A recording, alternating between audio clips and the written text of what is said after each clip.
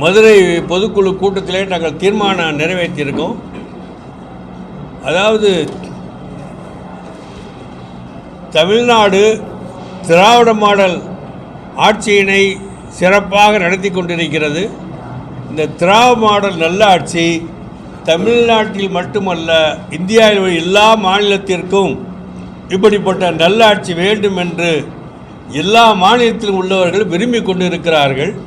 இந்த நிலையில் தமிழ்நாட்டுடைய பெயரையும் புகழையும் வளர்ச்சியையும் முன்னேற்றத்தையும் கெடுப்பதற்காக வேண்டிய அவ்வப்போது மத்திய அரசு பல்வேறு குறுக்கீடுகளையும் இடைஞ்சல்களையும் செய்து கொண்டிருக்கிறது. அந்த இடைஞ்சலில் ஒன்றாகத்தான் இதையும் நாங்கள் கருதுகிறோம். இந்திய மாநிலம் முழுவதிலும் மத்திய மாநில அரசுகளுக்கு இடையிலான இந்த சட்ட முடிவுகள், மாநில சுயாட்சி, மத்தியில் கூட்டாட்சி என்ற தத்துவத்தை உடைக்கிற முயற்சிகள், அதே மாதிரி மும்மொழி கொள்கை என்பது மத்திய அரசினுடைய ஒன்றிய அரசினுடைய கொள்கையாக இருந்தாலும் தமிழ்நாட்டிலே இருமொழி கொள்கை என்பது திராவிட பாரம்பரியத்திலே சொன்ன கருத்து. அது ஒவ்வொரு ஆட்சி காலத்திலும் நடைமுறைப்படுத்தி வந்த ஒரு தத்துவம். அது இந்த நாட்டிலே வேரூன்றிய ஒரு தத்துவம். இந்த தத்துவத்தை குலைப்பதற்கான பெருமுயற்சியை மத்திய அரசு இப்பொழுது பல்வேறு வகையில் செய்கிறது.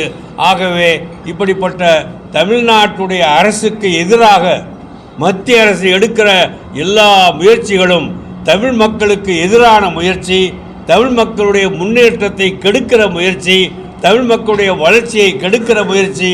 இதன் மூலமாக இந்தியாவில் உள்ள எல்லா மாநிலங்களுக்கும் தமிழ்நாடு முன்மாதிரியாக திகழ்கிறது என்று பொறுக்க முடியாமல் இது பொறுமலின் அடிப்படையில் செய்யக்கூடிய முயற்சி. ஆகவே மத்திய அரசு இப்படிப்பட்ட பொறுமலான காரியங்களை விட்டுவிட்டு பொறுப்புள்ள காரியங்களை செய்வதற்கு முன்வர வேண்டும் என்று கூட்டத்தின் வாயிலாக நான் கேட்டுக்கொள்ள கடமைப்பட்டிருக்கிறேன். திருப்பரங்குன்ற விவகாரத்தில் தொடர்ந்து பல்வேறு சர்ச்சை கிளம்பிட்டே இருக்கு. இப்போ மாநில அரசு முடிய நடவடிக்கை எடுக்கலன்னா வெள்ளிக்கிழமை தர்காவுக்கு முன்னாடி நாங்கள் பண்ணியை வெட்டுவோம் சொல்லி அண்ணாமலை சொல்லியிருந்தாரு. திருப்பரங்குன்ற விவகாரத்தை பற்றி கோர்ட்டுக்கு போயிருக்காங்க. கோர்ட்டுக்கு முன்னாடி திருப்பரங்குன்றத்தில் வாழக்கூடிய எல்லா சமுதாய மக்களும், அந்த பகுதியில் வாழக்கூடிய எல்லா சமுதாய மக்களும் ஒன்று சேர்ந்து ஒரு மனமாக திருப்பரங்குன்றத்தில் எங்களுக்கிடையில் எந்த பிரச்சனையும் கிடையாது. இது ஊழி காலமாக ஆண்டாண்டு காலமாக இங்கே நாங்கள் அண்ணன் தம்பிகளாகத்தான் இருக்கிறோம். கோயில் மேலே இருக்கிறது, இந்த பக்கம் ஒரு கோயில் இருக்கிறது, இங்கே தர்கா இருக்கிறது. தர்காவில் அப்பொழுது கந்தூரி நடத்துவார்கள், கோழி அறுப்பார்கள், ஆடு அறுப்பார்கள், சமைப்பார்கள், கொடுப்பார்கள். அதில் நாங்களும் கலந்து கொண்டு இருக்கிறோம். ஆக எங்களுக்கிடையில் எந்த பிரச்சனையும் கிடையாது என்று 6 சமுதாய மக்களும் ஒன்று சேர்ந்து 6 சமுதாய மக்களும் ஒன்று சேர்ந்து திருப்பரங்குன்றத்திலோ அந்த பகுதியிலோ எங்களுக்கிடையில் எந்த பிரச்சனையும் இல்லை. நாங்கள் அண்ணன் தம்பிகளாக வாழ்ந்து கொண்டிருக்கிறோம். பல காலமாக இந்த பகுதியில் உள்ள பாரம்பரியமான வழிமுறைகள், வழிபாட்டு முறைகள் தொடர்ந்து பின்பற்றப்பட்டு வருகிறது. அந்த தர்காவுக்கு போகக்கூடியவர்கள் அதிகமாக இந்து சகோதர சமுதாய மக்கள் தான் போகிறார்கள். முஸ்லீம்களும் சில பேர் போகிறார்கள். இதனை தடுத்து நிறுத்துவதற்கான முயற்சி நாங்கள் இதுவரை யாரும் செய்ய அனுமதித்ததில்லை. ஆகவே இங்கே வாழக்கூடிய 6 சமுதாய மக்களாகிய நாங்கள் ஒன்று சேர்ந்து இங்கே எந்த விதமான பிரச்சனையும் இல்லை என்பதை உறுதிப்படுத்தவும், எங்களுக்கிடையில் எந்த தகராறும் இல்லை என்பதை உறுதிப்படுத்தவும், எங்களுக்கிடையில் இது பாரம்பரியமாக நிகழ்ந்து கொண்டிருக்கிற வழிபாட்டு முறை என்பதையும் உறுதிப்படுத்துகிறோம் என்று சொல்லி கலெக்டர் அலுவலகத்தின் முன்னே வந்து 6 சமுதாய மக்களும் ஒன்று சேர்ந்து கையெழுத்து போட்டு கொடுத்து விட்டார். இது நடந்தது. அதற்கு பிறகு கோர்ட்டிலும் வழக்கு போட்டார்கள். கோர்ட்டிலும் மதுரை கலெக்டர் அம்மா அவர்கள் கோர்ட்டில் இந்த 6 சமுதாய மக்களும் சொன்ன அந்த கருத்துக்களை, அவர்கள் கையெழுத்து போட்ட கொடுத்த அந்த கருத்துக்களை கோர்ட்டிலே அதை ப்ரொடியூஸ் பண்ணியிருக்கிறாங்க. அப்போ கோர்ட் என்ன சொல்லியிருக்கிறது என்றால், கோர்ட்டில் இதுவரை இருந்த நடைமுறை தொடர வேண்டும் என்றும், எங்கே எந்த விதமான பிரச்சனை வரக்கூடாது என்றும், இதற்காக மற்ற இடங்களிலே மத ரீதியான பிரச்சனை கிளப்புவது சரியில்லை என்றும் மிக தெளிவாக கோர்ட்டு சொல்லியிருக்கிறது. இதையெல்லாம் மீறி சில பேர் தங்கள் கட்சி வளர்க்குறதுக்காக கட்சி வளர்த்து விடலாம் என்ற நம்பிக்கையில் தவறான கருத்துக்களை செய்து கொண்டு இருக்கிறாங்க. இதற்கு தமிழ்நாடு அரசு ஒருபோதும் அனுமதிக்காது என்று எங்களுக்கு நன்றாக தெரியும். தமிழ்நாடு அரசை விடுங்கள், தமிழ்நாட்டு மக்கள் ஒருபோதும் அனுமதிக்க மாட்டார்கள் என்ற நம்பிக்கை எங்களுக்கு இருக்கிறது. அன்றும் இருந்தது, இன்றும் இருக்கிறது, என்றும் இருக்கும். தமிழ்நாட்டில் தொடர்ந்து பெண்களுக்கான குற்றங்கள் அதிகமாகிட்டு இருக்கு, பாலியல் புகார்கள், அதுபோல் போதை கலாச்சாரமும் அதிகமாகிட்டு இருக்கு. இது தடுக்கிறதுக்கு மாநில அரசு தவறிவிட்டதுன்னு நினைக்கிறீங்களா? இல்லை, அதாவது நீங்கள் பெண்கள் ஈர்த்த பிரச்சனைகள் சரி, போதை பிரச்சனை சரி, பத்திரிகையில் வர்ற செய்தி, ஊடகத்தில் வரக்கூடிய செய்தி தமிழ்நாட்டில் மட்டும் இல்லை, இந்தியா முழுதும் மட்டும் இல்லை, உலகம் முழுதும் இருக்குது. எங்கெங்கேயோ கப்பல் கணக்கில் கப்பல் நிறைய கொண்டு வந்து இறக்குற என்னென்னமோ வருது. இது காரணம் என்ன? இந்து மதத்தில் சொல்கிற மாதிரி கலியுகம் பிறந்து விட்டது என்று தான் சொல்ல வேண்டும். கலியுகத்தில் நடக்கக்கூடிய அநியாயங்கள் மலிந்து விட்டது அப்படின்னு தான் வைக்க வேண்டும். இந்த காலத்தில் மக்களாகிய நாம் செய்ய வேண்டியது என்னன்னு சொன்னால், அந்த காலத்தில் சொன்ன ஒழுங்குமுறை, எல்லா மக்களுக்கிடையிலே உள்ள நல்லிணக்க முறை, நாம் அத்தனை பேரும் அண்ணன் தம்பி ஒரு தாய் மக்கள், ஒன்றே குலம் ஒருவனே தேவன் என்று சொல்வதற்காக வாழ வேண்டும். இப்பொழுது இந்த மாதிரி சம்பவங்கள் தொடர்ந்து வருவதும், அது வெளிப்படுவதும், அது பிரச்சாரம் பண்ணுவதும், அதனால் ஏற்படக்கூடிய தாக்கங்களும் நிறைவாகவே நிறைஞ்சு போய்கொண்டே தான் இருக்கிறது. இதற்கெல்லாம் மாற்று என்னன்னு சொன்னால், ஒழுக்கம் உடையார்க்கு ஒல்லாவே தீய வழுக்கியும் வாயால் சொல்லல் என்று வள்ளுவர் சொன்னார். ஒழுக்கம் என்பது உயிரினும் மேலானது, ஓம்பப்படும். ஒழுக்கம் உயிரினும் ஓம்பப்படும், உயிரினும் மேலானது என்று சொல்லப்படும், ஓம்பப்படும், பாதுகாக்கப்படும் என்று வள்ளுவர் சொன்னார். அதை விட இன்னொரு முக்கியமான செய்தியை சொன்னார். ஒழுக்கம் உடையார்க்கு ஒல்லாவே ஒருபோதும் வராது, ஒழுக்கம் உடையார்க்கு ஒல்லாவே தீய வார்த்தை செய்வதல்ல, தீயதை செய்வதல்ல, தீய வார்த்தை சொல்லக்கூட ஒரு காலம் வராது. ஒழுக்கம் உடையார்க்கு ஒல்லாவே தீய வழிக்கையும் வாயால் சொல்லன்னு சொன்னார். தெரியாத்தனமாக கூட தவறான வார்த்தையை சொல்ல மாட்டார்கள் என்பது தான் திருக்குறள் சொன்ன ஒழுக்கம். அந்த திருக்குறள் அடிப்படையில், எல்லா மதத்துக்கும் பொதுவான திருக்குறள் அடிப்படையில் மக்கள் வாழ வேண்டும், ஒழுக்கத்தை பேண வேண்டும், மக்கள் மத்தியில் உள்ள நல்லுறவை காக்க வேண்டும் என்பதுக்கு தான் அடையாளமாக இருக்க வேண்டுமே தவிர, இது அதிகமாக இதை பிரச்சாரம் செய்வது, முஸ்லீம் லீகிலே உள்ள எங்களுக்கு சொல்லப்பட்டது, நபிகள் நாயம் எங்களுக்கு சொல்லியிருக்கிற கருத்துக்களில் ஒன்று மட்டும் உங்களுக்கு நினைவுபடுத்துகிறேன்.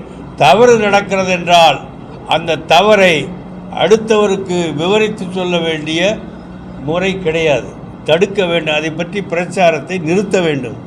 தவறை பிரச்சாரம் பண்ணுவது இஸ்லாம் கற்றுக் கொடுத்த பாடம் அல்ல. உண்மை நடந்தால் பிரச்சாரத்தை பண்ணுவது இஸ்லாம் கற்றுக் கொடுத்த பாடம். தவறு நடந்தால் அதனை பிரச்சாரம் பண்ணுவதில் தடுப்பதற்குத்தான் முக்கியமான தவிர, தடுத்து நிறுத்த வேண்டும், அதற்குத்தான் முக்கியம் கொடுக்க வேண்டுமே தவிர, அதை பரப்புவதற்கு எந்த முயற்சியும் செய்யக்கூடாது என்று பெரியவங்க சொல்லியிருக்கிறாங்க. அந்த அடிப்படையிலே நாங்கள் தவறான கருத்துக்கள் சமுதாயத்திலும் சரி, இந்த ஊடகத்திலும் சரி, பத்திரிகையிலும் சரி நாங்கள் விரும்புவதில்லை. சினிமா பார்க்க சீரழிய சினிமா பாருங்கள் என்று அந்த காலத்தில் எங்களுக்கு சொல்லப்பட்டதை நாங்கள் இன்னும் வச்சுருக்கோம். அப்படி தான். இது என்ன அப்படி சொல்கிறதுனால தப்பு நீங்கள் நினச்சக்கூடாது.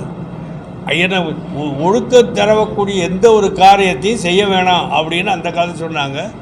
அது மாதிரி ஒழுக்கத்தின் பேணுதல் வேணும். அது நல்லவர்கள், பெரியவர்கள், ஆன்மீக செல்வர்கள், ஆழ்வார்கள் இப்போ சொன்ன அந்த நல்ல கருத்துக்களை மீண்டும் மீண்டும் மக்களிடத்தில், மாணவர்களிடத்தில், சமுதாயத்தில் பரப்ப வேண்டும். அப்படிப்பட்ட முயற்சியை செய்ய வேண்டும் என்று நாங்கள் நினைக்கிறோம். அதற்காகத்தான் இப்பொழுது எங்கள் பொதுக்குழுவில் ஒரு தீர்மானம் கூட நாங்கள் போட்டிருக்கோம். முஸ்லீம் லீகில் நாங்கள் வந்து 9 சார்பு மன்றங்கள்னு இருக்குது, சார்பு அமைப்புகள்னு இருக்குது. 10வது சார்பு மன்றமாக சர்வ சமய நல்லிணக்க மாமன்றம் என்று ஒன்றை நாங்கள் உருவாக்கியிருக்கிறோம். சர்வ சமய நல்லிணக்க மாமன்றம் என்று உருவாக்கி அதனுடைய அமைப்பாளராக முன்னாள் எம்பி அப்துல் ரஹ்மான் அவர்களை நியமித்திருக்கிறோம். தமிழ்நாடு முழுவதும் 11 பேர் கொண்ட அறிஞர் ஆன்மீக அறிஞர்கள் பெருமக்கள், அனைத்து ஜாதி மதத்தை சேர்ந்த 11 ஆன்மீக பெருமக்களை கொண்டு அந்த குழு அமைக்கப்பட்டு அந்த ஆன்மீக பெரியவர்கள் அடங்கிய அந்த குழுவின் மூலமாக தமிழகம் முழுவதிலும் இப்படிப்பட்ட நல்லிணக்க பிரச்சாரத்தை தொடர்வதற்கு நாங்கள் முடிவெடுத்திருக்கிறோம். ஆக இந்த பிரச்சாரம் தொடர்ந்து நடக்க வேண்டும். அதற்கு நாங்கள் பெயரிட்டுவது அதுதான் சர்வ சமய நல்லிணக்க மாமன்றம் வைத்து அதை ஹார்மனி தமிழ்நாடு என்று சுருக்கமாக சொல்லிக் கொண்டிருக்கிறோம். ஹார்மனி தமிழ்நாடு என்ற இயக்கம் தமிழ்நாடு முழுவதும் செல்ல வேண்டும். அதற்கான எல்லா முயற்சியும் நாங்கள் செய்கிறோம். எல்லா மதத்தை எல்லா நல் உள்ளங்களை சேர்த்து அதை செய்கிறோம். அதற்கான முயற்சியை நாங்கள் இறங்கி இருக்கிறோம்.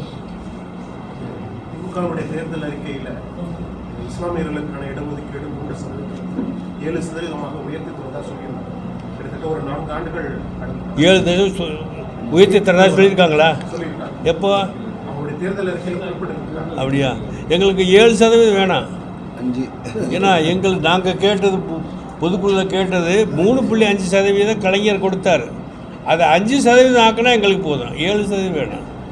ஏன்னா நாங்கள் இருக்கிறது 5% இல்லை, ஒரு 7% மக்கள் தான் இருப்பாங்க தமிழ்நாட்டில். அதிகமாக இல்லை, நம்மளால் கற்பனையெல்லாம் பண்ண முடியாது. அந்த தமிழ்நாட்டில் உள்ள முஸ்லீம் ஜனத்தொகை ஏற்ப 5% கொடுத்தா அது பாராட்டுக்கும் வரவேற்புக்குரியது. 7% நாங்கள் கேட்கல, என்னையும் கேட்டதில்லை. ஹிந்தி தெரிஞ்சா மட்டும்தான் இந்தியர் அப்படின்னு அண்ணாமலை சொல்லியிருக்காரு. இப்போ சொல்லியிருக்காரு ஹிந்தி கற்றுக்கலன்னா நீங்கள் தமிழ்நாடு தாண்டி வெளியே ஒரு கட்டண கல்லூரிக்கு சென்றால் கூட உங்களால் போக முடியாத சூழ்நிலை தான் இருக்கும். அதில் ஹிந்தி மொழியை கண்டிப்பாக கற்றுக்கணும்னு சொல்லியிருக்காரு. எப்படி பார்க்குறீங்க சார்? பாரதிய ஜனதா கட்சியுடைய தேர்தல் அறிக்கையை நீங்கள் முழுசாக படிச்சிருக்கீங்களா? பாரதிய ஜனதா கட்சியுடைய தேர்தல் அறிக்கையில் என்ன சொன்னாங்க? சொன்னது அத்தனையும் செஞ்சுட்டாங்க. இப்போ என்ன செஞ்சுருக்காங்க? பொது சிவில் சட்டம் கொண்டு வருவேன் என்று தேர்தல் அறிக்கை சொன்னாங்க. நாடு முழுவதும் கொண்டு வராவிட்டாலும் ஒரு மாநிலத்தில் கொண்டு வந்து முடிச்சுட்டாங்க. 2வது, இந்தியா முழுவதும் ஒரே விதமான உணவு, ஒரே விதமான சட்டம், ஒரே விதமான தேர்தல், ஒரே தேர்தல் என்கிற தேர்தல் அறிக்கையிலே சொல்லிக்கிட்டே வந்தாங்க. அதற்கான முயற்சியை இப்படி செய்து கொண்டு இருக்கிறாங்க. இந்தியா முழுவதும் சமஸ்கிருதத்தை நாங்கள் புதுப்பிப்போம் என்று சொன்னாங்க. இந்தி அல்ல, அவருடைய நோக்கம் இந்தி கிடையாது. சமஸ்கிருதத்தை புதுப்பிப்போம், ரெனியூவல் பண்ணுவோம். இஸ்ரேல் நாட்டில் ஒரு 50 லட்சம் பேர் இருக்கிறாங்க. இஸ்ரேல் நாட்டில் உள்ள ஜுடாயிசம், அந்த ஜூவிஷுடைய இது என்ன லாங்குவேஜ்? அது ஹீப்ரு. அது பல ஆயிரம் ஆண்டுகளுக்கு முன்பு இருந்து ஒழிஞ்சு போன ஒரு மதம், இது மொழி.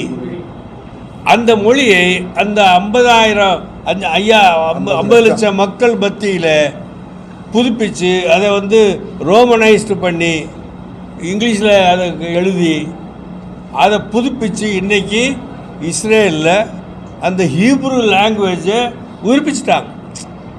இப்போ ஹீப்ரு லாங்குவேஜை எப்படி புதுப்பித்து புதிய மொழியாக ஆக்கிறது, அதன் அடிப்படையில் இஸ்ரேல் செஞ்சிருக்கும்போது இந்தியா ஏன் செய்யக்கூடாது என்று அவங்க முயற்சியில் இங்கே என்ன பண்ணி கொடுக்குறாங்க அப்படின்னா, சான்ஸ்கிரிட்டை திரும்பவும் உயிர்ப்பிக்க வேண்டிய முயற்சி பண்ணித்தான். அதற்கு முதல் கட்டமாக இந்தியாவில் உள்ள கிரிமினல் சட்டத்தினுடைய பெயர்களை எல்லாம் சான்ஸ்கிரிட் பெயரிலே கொடுத்து இந்தியாவில் உள்ள கிரிமினல் சட்டத்தை 3 கிரிமினல் சட்டத்தை, கிரிமினல் லா சட்டத்தை யாருக்கும் இப்போ தெரியாத ஒரு மொழியில் மந்திரியை கேட்டால் கிரிமினல் சட்டத்தை நாங்கள் இங்கிலீஷில் எழுதி கொடுத்துருக்குறோங்கிறாங்க. சான்ஸ்கிரிட்டில் உள்ள வார்த்தையை இங்கிலீஷில் எழுதி அதே சட்டமாக்கி கொடுத்துருக்கிறோம் என்று அவர் சொல்லுவதன் மூலமாக மக்களை எப்படியெல்லாம் ஏமாற்ற அவர்கள் நினைக்கிறார்கள் என்பதை நீங்கள் புரிந்து கொள்ள வேண்டும். ஆக அவருடைய முயற்சி சான்ஸ்கிரிட்டை ரிவைவ் பண்ணுறது தான் முயற்சி. அப்படிப்பட்ட முயற்சியின் அடிப்படையிலே தான் ஹிந்தி என்கிற போர்வையிலே செய்து கொண்டு இருக்கிறாங்க.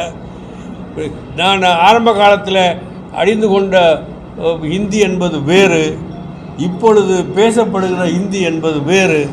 இப்பொழுது பல பேருக்கு பேசுகிற ஹிந்தி புரியாது. காரணம் என்னன்னா எல்லாமே சமஸ்கிருத வார்த்தையாக மாறிக்கொண்டிருக்கு. அதனால் எல்லாத்துக்கும் மேலாக இப்போது பாராளுமன்றத்தில் 22 மொழிகள் அரசியல் சாசனத்தில் சொல்லப்பட்டிருக்கு. பாராளுமன்றத்தில் ஆரம்பத்தில் ஆங்கிலத்தில் தான் பேசும், அதை இந்தியில் மொழிபெயர்ப்பாங்க. பிறகு நமது நாட்டில் உள்ளவங்க போய் இந்தியில் மட்டும் என்ன மொழிபெயர்ப்பு, தமிழ் மொழிபெயர்க்க வேண்டும் என்று கோரிக்கை வச்சாங்க. குமரியானந்தன் போன்றவர்கள் ஆரம்பத்திலே வச்சாங்க. அதனுடைய விளைவு பாராளுமன்றத்தில் இங்கிலீஷ் மட்டும் கிடையாது, இங்கிலீஷ் உள்ளதை ஹிந்தியிலே மொழிபெயர்க்க வேண்டும், இந்தியில் மட்டும் மொழிபெயர்க்க இல்லை, அது தமிழிலும் மொழிபெயர்க்க வேண்டும் என்று சொன்னால் பிறகு வந்த ஒவ்வொரு காலத்திலும் மாறி மாறி மலையாளம், தெலுங்கு எல்லாம் வந்தது. இப்போது 22 மொழிகள் நாட்டில் இருக்குது. ஷெட்யூல்டு 22 மொழி நாடு. அசாமின் மொழி இருக்குது, காஷ்மீர் மொழி இருக்குது, உருது இருக்குது, எல்லாம் இருக்குது. அதில் சான்ஸ்கிரிட்டும் இருக்குது. இப்போது பாராளுமன்றத்தில் என்ன செய்திருக்கிறாங்க என்ன சொன்னால், சான்ஸ்கிரிட்டிலும் மொழிபெயர்த்து பாராளுமன்றத்தில் சான்ஸ்கிரிட் பேசுகிறவன் எவனாவது பாராளுமன்றம் இருக்கிறானா இல்லை. ஆனால் சான்ஸ்கிரிட் மொழிகளையும் மொழிபெயர்த்து மொழியாக்கம் செஞ்சு பாராளுமன்றத்துக்கு உள்ளேயே அறிவிக்க வேண்டிய முயற்சியை இந்த பாராளுமன்றத்தை செய்திருக்கிறாங்க. முரசொலி மாறனை கடுமையாக அதை கண்டித்து குரல் எழுப்பினார். அதை பற்றி அவங்க கண்டுக்கலை. உடனே இது இந்தியாவுடைய மூல மொழி, இதில் இருந்து. ஆனால் உண்மையை நாம் பரப்ப வேண்டியது இனி நாங்கள் எடுக்கிற முயற்சி என்னன்னு சொன்னால், இந்தியாவுடைய மூல மொழி சான்ஸ்கிரிட் கிடையாது. இந்தியாவுடைய மூல மொழி தமிழ். தமிழ் தான் எல்லா மொழிகளுக்கும் பூர்வீகம், தாய்மொழி. தமிழன் எப்படி உலக மக்களுக்கெல்லாம் பூர்வீகமான குடியோ, மண் தோன்றி கல்லோண்டா காலத்தை வாளோடு முன்தோன்றிய மூத்த குடி என்று தமிழ் இலக்கியத்திலே சொன்னது இது கற்பனையில் சொல்லப்பட்டதல்ல, இது வரலாற்றின் அடிப்படையில் சொல்லப்பட்டது. அந்த சொல்லப்பட்ட அந்த கருத்து இன்றைக்கு 5230 ஆண்டுகளுக்கு முன்னில் அன்று நடந்த அந்த இரும்பு கலாச்சாரம் இன்று தமிழகத்தில் கண்டுபிடிக்கப்பட்டு அன்றிலிருந்து ஊர்ஜிதப்படுத்துவது என்று நான் பார்க்குறோம். ஆகவே இது 5230 ஆண்டுகளுக்கு முந்தி அல்ல, அதற்கு முந்தி உள்ளது. இது இப்படிப்பட்ட கலாச்சாரம், தமிழ் கலாச்சாரம், தமிழ் மொழி பூர்வீகமான மொழி. உலகிலே உள்ள எல்லா மொழிகளுக்கும் ஆரம்ப மொழி, மூல மொழி, தாய்மொழி தமிழ்தான். அப்படிப்பட்டு இருக்கும்போது இப்போ சான்ஸ்கிரிட்டை கொண்டு வந்து திணித்து அவர்களுடைய அந்த சமுதாய ஏற்றத்தாழ்வை நிலைநிறுத்தி ஜாதி பாகுபாட்டை நிலைநிறுத்தலாம் என்ற ஒரு தவறான கணக்கிலே போய்கொண்டிருக்கிறார்கள். இது தமிழ்நாட்டு மக்களை பின்பற்றக்கூடிய மற்ற மாநில மக்கள் ஒருபோதும் ஏற்க மாட்டார்கள், ஏற்க முடியாது. ஆக இந்தியா என்பது 22 மொழிகள் பேசக்கூடிய நாடு மட்டும் அல்ல. இந்தியா என்பது அரசியல் சாசனத்தில் சொல்லப்பட்டிருக்கிற 22 மொழிகளை மட்டும் பேசக்கூடிய நாடு அல்ல. Anthropological survey of India, constitutional statutory provision, நல்லா கேட்டுக்கோங்க. Anthropological survey of India, statutory provision இந்த கான்ஸ்டிடியூஷன். அதனுடைய ஹெட் ஆஃபீஸ், தலைமை நிலையம் கல்கத்தாவில் இருக்கு. 10-15 ஆண்டுகளுக்கு முன்பு ஒரு கணக்கெடுத்து நடந்தது. இந்தியா முழுவதும் கணக்கெடுத்திருக்கிறாங்க. இந்தியா முழுவதும் கணக்கெடுத்த பொழுது 4698 சமுதாயங்கள், கம்யூனிட்டிஸ் இந்த நாட்டிலே வாழ்கிறது. 4598 சமுதாயங்கள் இந்த நாட்டிலே வாழ்ந்து கொண்டிருக்கிறது. அந்த சமுதாயங்களுக்கிடையிலே மத நம்பிக்கை, மொழி வேறுபாடு, வரலாற்று தன்மைகள் இது மாதிரி நிறைய இருக்கிறது. ஆக அதனால்தான் அந்த காலத்து இந்த காலத்து வரை யூனிட்டி இன் டைவர்சிட்டி, வேற்றுமையில் ஒற்றுமை என்பது நமது நாட்டுடைய பெருமை. அதுதான் ப்ரைட் ஆஃப் இந்தியா என்று அந்த காலத்தில் சொன்னார்கள், இன்னும் சொல்கிறார்கள். ஆக வேற்றுமையில் ஒற்றுமை காணக்கூடிய பன்முகத்தன்மையை நிலைநிறுத்தக்கூடிய சாரே ஜஹாசே அச்சா என்று சொல்லக்கூடிய இந்த இந்திய பூமியில் ஒரு மொழி, அதன் ஆதிக்கம், அதை கொண்டு எல்லாம் மாற்றிவிடலாம் என்று நினைப்பது இது வெறும் கனவு. அந்த கனவு ஒருபோதும் பலிக்காது. தமிழ்நாட்டு மக்கள் குறிப்பாக அதை ஒருபோதும் அனுமதிக்க மாட்டார்கள். தமிழ்நாட்டு மக்களை ஏற்றுக்கொண்டு பின்பற்றக்கூடிய மற்ற மாநில மக்களும் இதற்கு ஆதரவாக இருப்பார்கள் என்பதுதான் எங்களுடைய கருத்து. ஓகே.